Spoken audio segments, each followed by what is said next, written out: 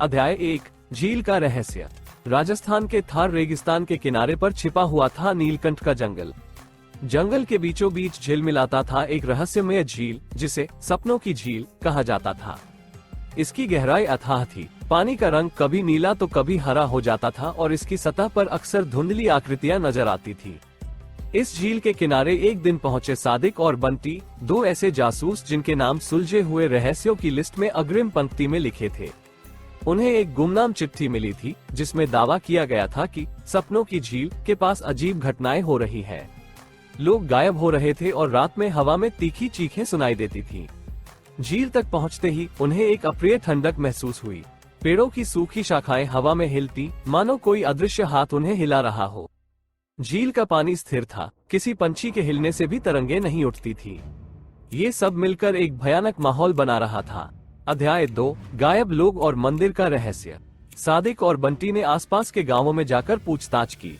हर किसी ने झील पर अलग अलग कहानियां सुनाई, गुस्से में आत्माओं के बारे में, जंगल के देवताओं के प्रकोप के बारे में और एक प्राचीन मंदिर के बारे में जो झील के तट पर छिपा हुआ था। मंदिर की दीवारों पर बने चित्र रहस्यमयी थे। वे किसी ऐसे प्राणी को दर्शाते थे जो आधा इंसान था और आधा सांप। ग्रामीणों का मानना था कि यह झील का रक्षक है और जो कोई भी उसकी शांति भंग करता है वो गायब हो जाता है।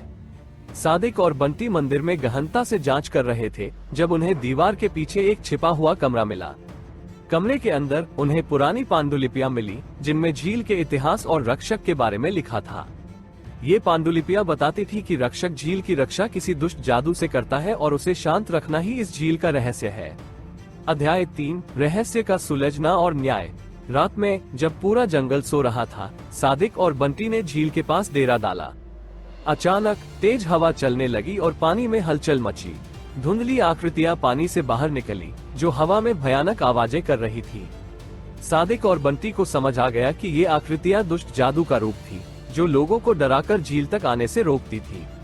बंटी ने जल्दी से मंदिर से लाए गए एक पवित्र जल से आकृतियों पर छिड़काव किया। जल के स्पर्श से आकृतियां चीखती हुई वापस पानी में चली गईं। शांति छा गई और झील का पानी एक बार फिर स्थिर हो गया।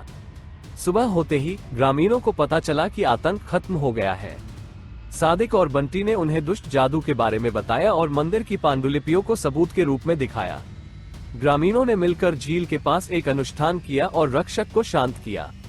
झील का रहस्य सुलझ गया था। लोग अब बिना किसी डर के झील के पास जा सकते थे। सादिक और बंटी एक और रहस्य सुझाने की खुशी के साथ आगे बढ़ गए, अपने